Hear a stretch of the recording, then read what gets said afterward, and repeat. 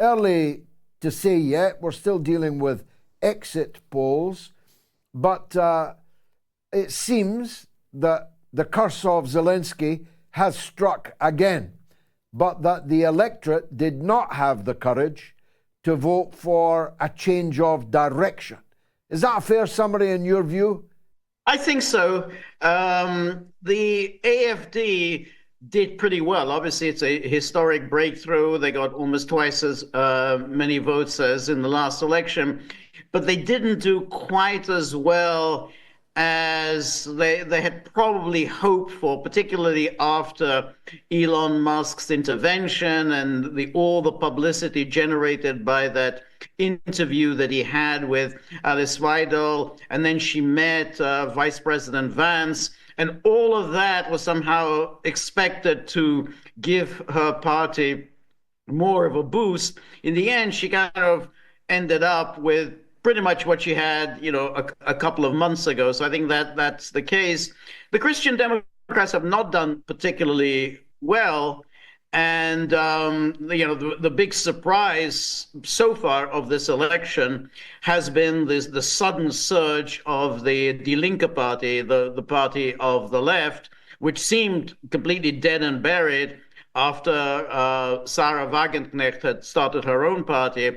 But Sarah Wagenknecht had so far doesn't seem to have done as well as it was expected. So you're absolutely right. It does look as if Germany was just going to continue drifting as it has been now, really for 2 decades, ever since the fall of Gerhard Schroeder.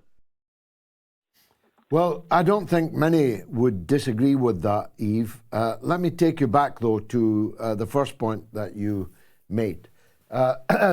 These Euro bonds, if they were to require the European citizenry to buy Euro bonds for Ukraine, I'd have no problem with that. Because I can assure you that not many Euro bonds would be sold to the public. What, of course, they're going to do is they're going to impose on their own public an additional $700 billion in this Eurobond, which will go to a government which already cannot account for hundreds of billions. I mean, Donald Trump says that your country gave Zelensky 350 billions, and he wants 500 billions back. Zelensky says he can't even account for 100 billion. So the capacity of the Ukraine state to steal, lose, miscount, whatever it is that they are doing is so phenomenal. It almost beggars belief that anyone should want to give them any more money, never mind 700 billion from a European economy which is on its knees already.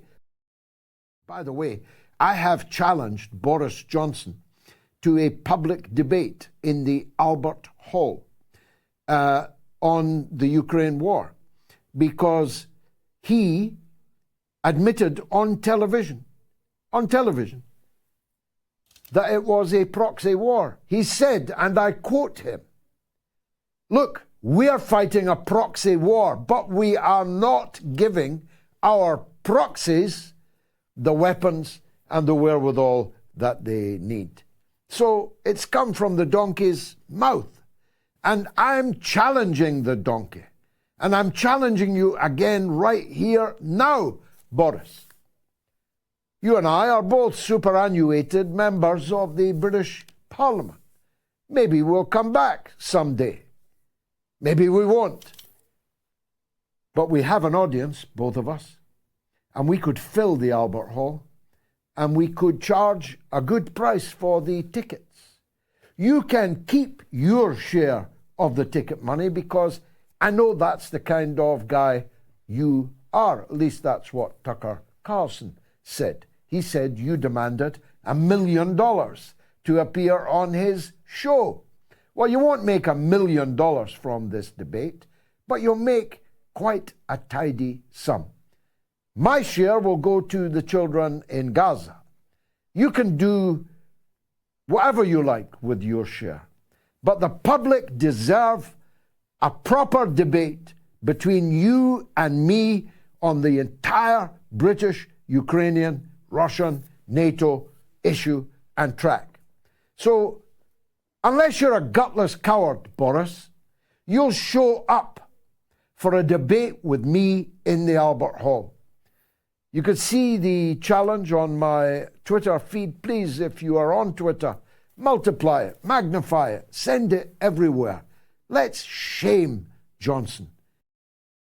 Yes, that's the choice, a negotiated settlement or a Russian victory on the battlefield. Personally, I agree with Professor George Samueli that a negotiated settlement with people who are well-known and practiced deceivers, who are incapable and completely unwilling to be as good as their word. If I was a Russian leader who had expended the lives of so many of my compatriots on the battlefield, I'd be very wary indeed of a negotiated settlement with them. The problem is, it's the poor Ukrainians that will pay the price for that, because, as you say, if the war of attrition continues, what has become an utter crisis, just this evening, in all the Western newspapers, the top brass in the Ukrainian military are declaring a crisis in frontline infantry troops, which is another way of saying so many have been lost and so few are left to be conscripted that a complete collapse of the Ukrainian line cannot be ruled out, and perhaps very swiftly indeed. The soldiers haven't spoken yet, after all, Walter. The government, such as it is in Kiev, has ruled out Trump and Putin agreeing this between them and so on, and vowed to fight on to the last Ukrainian. But the Ukrainian soldiers haven't spoken yet. And what if the moment comes when they see the possibility of an end of the war by negotiated means being smashed by the obduracy of Zelensky and his Western European allies? What happens if the soldiers rise up and say no more? After all, it's happened in that part of the world before, Walter. But the big story of the week for many, certainly for our editor, was the cockamamie video put out by Donald Trump. Now, I am an advocate of the following rubric. Don't listen to what Donald Trump says. Pay attention to what Donald Trump did. It's absolutely true that the video he produced is absolutely horrific, though it's only a video. It's only on TikTok. But it is a highly offensive one. It is a genocidal one, because it presupposes the end of the existence of the ancient Palestinian people on their homeland. It shows Trump and Musk and others, tight Speedos and all, laying back and drinking their pina coladas, or in Trump's case, his can of Coke. It shows a Trump Gaza hotel, hence the title of this week's show. It shows people carousing in a very far from Middle Eastern way. It shows women of dubious reputation cavorting on the graveyards of potentially 160,000 people or more in the Gaza Strip. Now, to build a Trump Tower hotel on the skulls and the bones of the people whose land it is definitely in very poor taste. But here's the rub. It will never happen. It cannot happen. First of all, the land legally belongs to the Palestinian people. That is a matter of international legal fact. Any company or country which was found to be making permanent alterations to the demography or the topography or the architecture of illegally occupied land would be committing a serious criminal offence. You're not allowed to build things on other people's land that you have seized in war. You're not allowed to knock down things that people who have been disinherited from their property have spent centuries, millennia in building. Now, you may say that the law is an ass, and so far it has indeed proved to be an ass. You may say that the United States is the law. That seems to be Trump's prevailing narrative, but it isn't, you see. And any company, any foreign company at least, which was held to be participating in this completely illegal and immoral act would be subject to its own domestic law in its own country and would be open to legal action to stop it. But more importantly, the 2 million Palestinians who live there have no intention of going anywhere. And it would be the least safe hotel to stay in ever known, ever since hotels began to be built.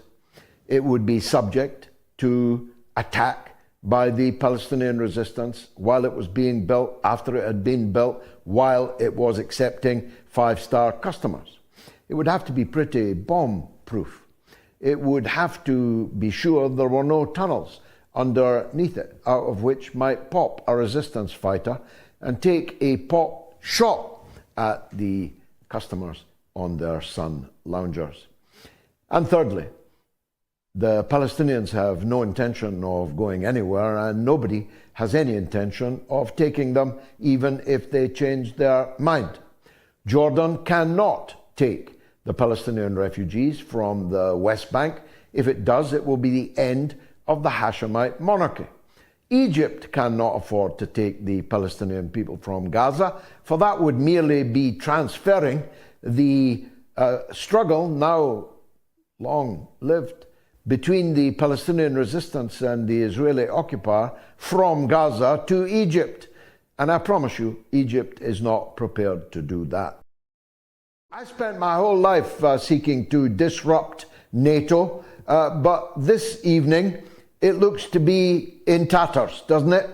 Yes, and as you know, George, I covered the collapse of East Germany, Czechoslovakia, Romania. I was there in 1989. We very naively thought NATO was redundant. NATO was formed, 1949, I think, as a bulwark against a potentially, in the eyes of the West, aggressive Soviet Union. I was also in the room when Hans-Dietrich Genscher, then Foreign Minister of Germany, and James Baker, then Secretary of State for the United States, said that NATO would not be expanded beyond the border of a unified Germany. Indeed, again, it's something you know very well. In order to unify Germany, they had to get the Soviet Union, Mikhail Gorbachev, to acquiesce, to agree.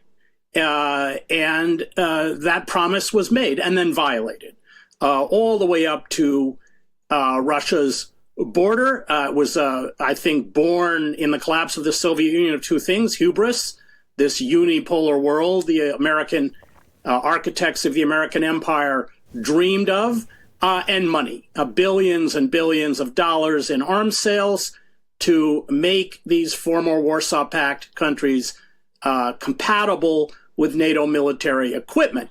Everybody will say, well, it's a defensive organization, and my answer to that is go to Iraq and ask an Iraqi or an Afghan if NATO is a defensive organization, and they were turning Ukraine into a de facto NATO NATO outpost, in terms of advisors and arms sales and everything else. So this was completely predictable. Russia was provoked. I'm not defending what Russia did, but they were provoked. We had the WikiLeaks.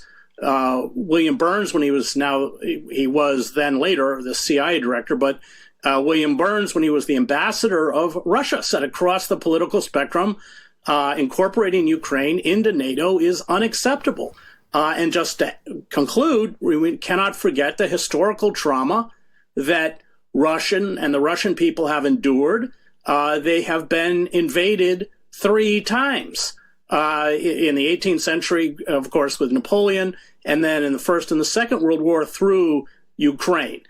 So yes, the whole war was insane. It was not designed to beat Russia. It was a classic proxy war. The goal was to degrade the Russian military at the expense of Ukraine and the Ukrainians, and to isolate Vladimir Putin within Europe, and then, of course, arms sales, because Afghanistan collapsed and the stocks of Raytheon and Lockheed Martin and all these companies went down and then shot through the roof again once we started sending all this equipment to Ukraine. So the whole thing was foolish. It was never winnable. The loathed Henry Kissinger said at the inception of the war that Ukraine should trade land for peace, that there should be that's, of course, now what we're going to get. But huge swaths of Ukraine have been destroyed, and tens of thousands of Ukrainians have been killed or crippled for life. President Trump claims that the EU was set up to screw America as he puts 25% tariffs on European Union goods.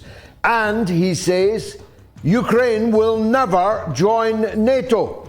While Keir Starmer has promised Ukraine that they will join NATO.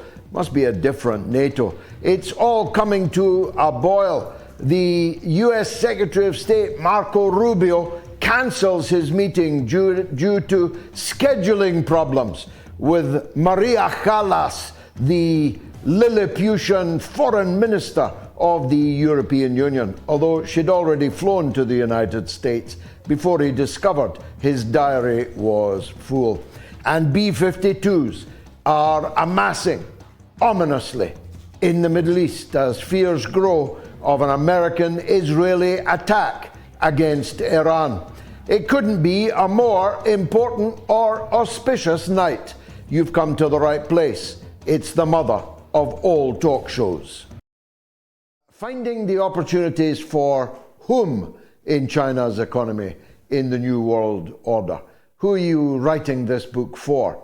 Well, it's great to be here, George. Happy Chinese New Year. Happy Year of the Snake to you and your audience. I think what we've seen for Europe, for the UK especially, is that you can't really trust Trump right now. As you just mentioned, he's very transactional. He started off his administration by targeting Canada, targeting Panama, targeting Denmark. So I think there's a question throughout the entire world right now is, how are we going to generate profits if you're a European country? And the reality is you have to look towards the global south. I like to call it the global majority. And a large part of those profits are going to be driven by China. We estimate that over the next 5 years, a third of global growth is going to come from China. And the reason, George, is because of the middle class. Now, when you read the New York Times, when you read the Wall Street Journal, they say there's a lot of negative things about China's economy. And you know what? Let's be honest. A lot of it is true. China's economy has a broken growth handbook. It's slowing. Retail sales grew about 3 to 4% last year. But the key is that Xi Jinping has focused on improving the quality of life for low-income and middle-income Chinese. There are about 400 million of them right now, but over the next decade, George, we estimate that number to double to 800 million. So in many ways, China's political system has helped low and middle class Chinese better than the American system has helped low and middle class Americans. And that's why this book was written for businesses to understand, if you want to sell into China, understand the Chinese consumer, because that's going to be the major growth driver for the world. Yeah, for us, the jury's out on these questions, and perfectly reasonable people will have different perspectives on them. Sheldon Adelson is dead, but his widow is very much alive and gave $100 million to the Trump campaign last time. And there's nothing more redundant than a donor at the last election when you don't have a next election to fundraise for. Elon Musk gave $250 million, but has already made $1.25 billion out of the United States government, and they've only been in office for a month. So it is generally good business to invest in the winning candidate, and that's what these people have done. Well, there was a special relationship with Churchill, and Starmer has just removed all of Winston Churchill's portraits from the Houses of Parliament. Go figure. There was, again, a special relationship between Blair and Clinton, and then, perhaps surprisingly, Blair and Bush. But that was a long time ago, and a week is a long time in politics. 20 years is an even longer time. So if you ask me, does anyone, even Biden, consider that he has a special relationship with Britain? I'd have to say no. And now that we've sent the sepulchral serpent, Peter Mandelson, as the ambassador, I don't expect relations to get very much warmer.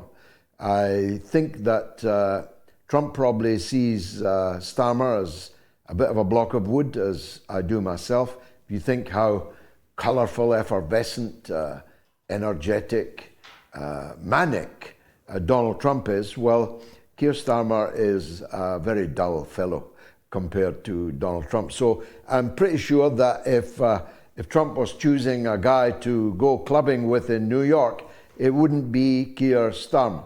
So I don't see what Britain's got going for it. I don't know what will happen. I'll be commenting on it with Piers Morgan on his show tomorrow evening. But here's what I hope happens.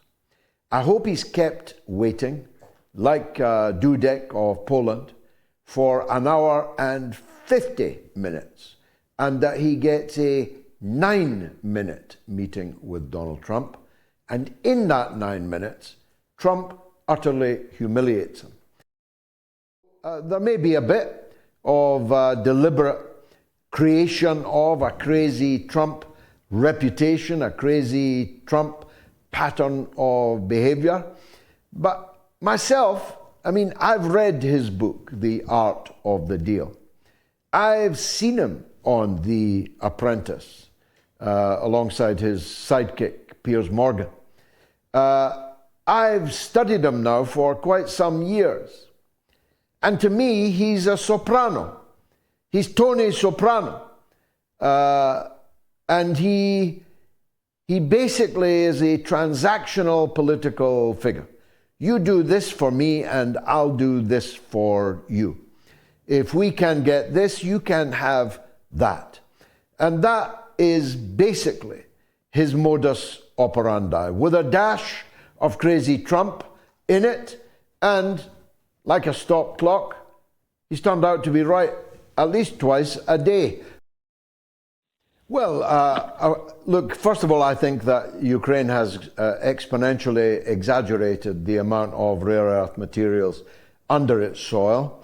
Secondly, most of what rare earth materials there are in the east of the country under Russian control, so much so that Putin has offered the United States joint ownership, joint projects that they can do together to exploit and harvest those rare earth materials.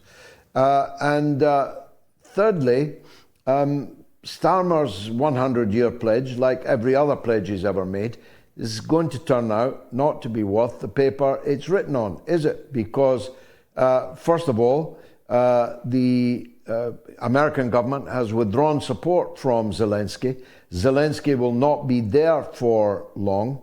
And the new government, any new government that emerges in Kiev from elections held under Russian occupation is going to have to elect a government that is pledged to friendly relations with Moscow. And those friendly relations with Moscow are antipathetic to friendly relations with Great Britain. Secondly, no parliament can bind its successor. And so it is open to the next British Parliament to scrap the $3 billion a year on the principle that we can't afford it. we have just said that the only way we can increase our defence expenditure from 2% of GDP, already the highest it's been in peacetime, to 2.5%, is to effectively end our involvement in the overseas aid business. And I accentuate the word business.